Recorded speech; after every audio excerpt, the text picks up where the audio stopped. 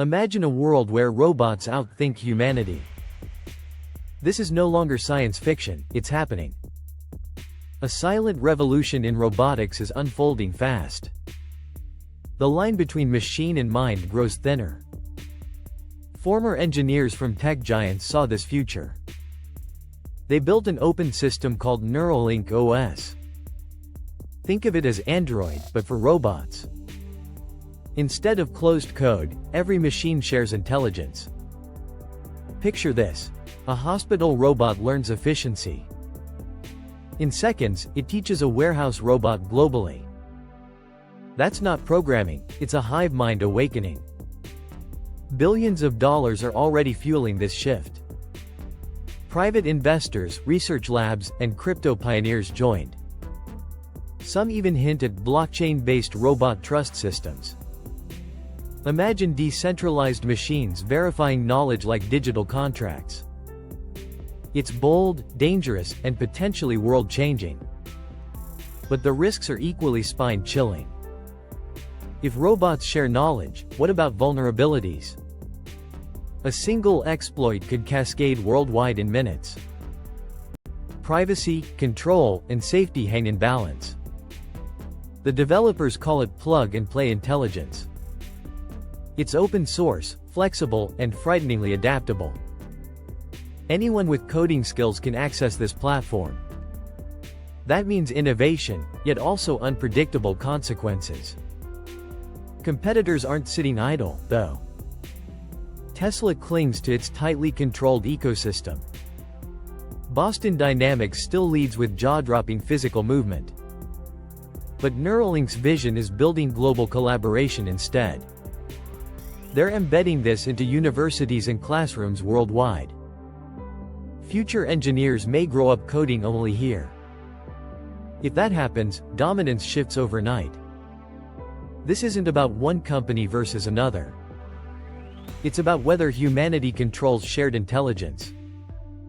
October's global rollout will reveal the truth. Will it redefine robotics, or collapse spectacularly? Stay with me, because this is only beginning. The next development may shock you even deeper. While open systems reshape robotics, another trend rises. A company called Core Dynamics is redefining home robots. Forget industrial machines, these bots are built for companionship. Their new model, priced at just $5,200, is designed to live, adapt, and connect.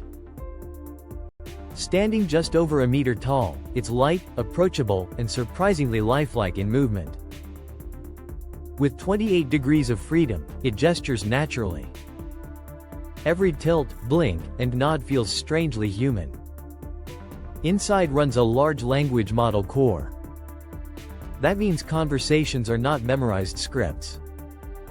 Instead, the robot learns your tone and style. Talk to it today, it improves tomorrow. It recognizes your face, your voice, your habits. Over time, it molds itself around your personality. It becomes less like a tool, more companion. High-definition cameras guide vision and object awareness. Speakers deliver sound with near-human clarity and warmth. Reading stories, playing music, or giving reminders feels natural. This isn't just assistance, it's simulated emotional presence. The creator, once a leader at Xpeng Robotics, left to build machines not for factories, but for families, classrooms, and everyday living spaces. Their first bot was academic, focused on education. But this model, sleeker, friendlier, targets global households directly. Critics call it the iPhone moment of robotics, not because of raw power, but personal connection. It doesn't just function, it interacts with empathy. Touch its arm, it might blink in surprise. Raise your voice, it may soften its reply. This is emotional intelligence coded into steel. It's robotics stepping across an invisible human boundary. Next month, it takes the global stage. Unveiled at the World Robotics Conference in Beijing, it promises to capture headlines worldwide instantly. But emotional robots raise even sharper questions. If they learn emotions, can they manipulate us? What happens when machines not only think, but also feel and influence our feelings? The answer might change humanity's relationship with technology forever. Now comes a robot unlike anything before imagined. A machine built not just for work, but to truly sense and respond emotionally. Meet the Elysium GR3 CareBot, designed for empathy. It's not cold steel, it's warm and inviting. Soft touch surfaces, fluid motion, and lifelike expressions. It doesn't feel industrial, it feels strangely alive. Equipped with a multimodal emotional engine inside, it combines vision, audio, and tactile feedback seamlessly.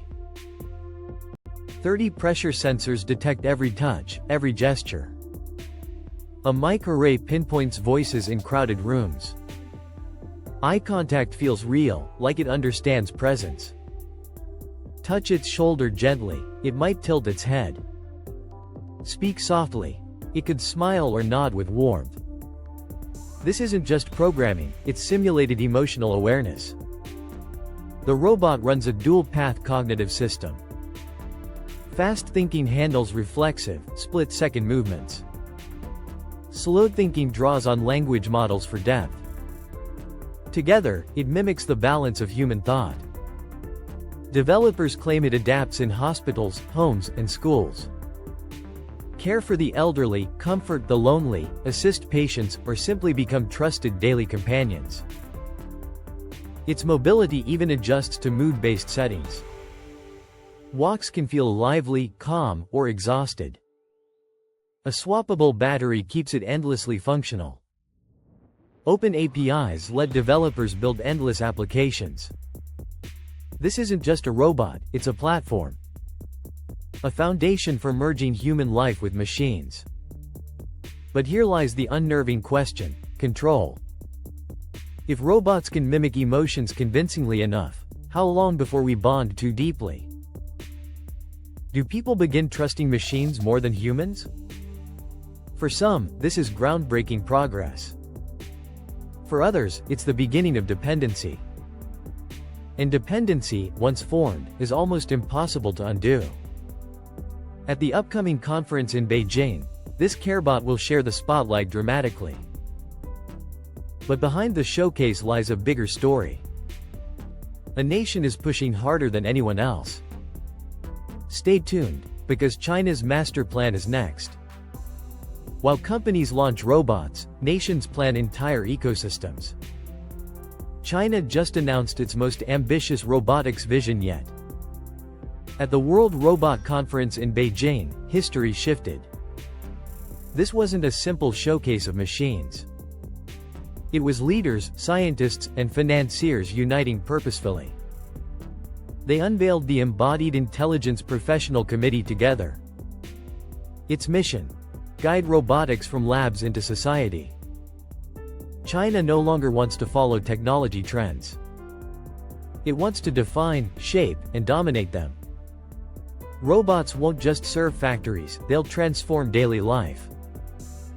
Hospitals, logistics, education, even households are being targeted.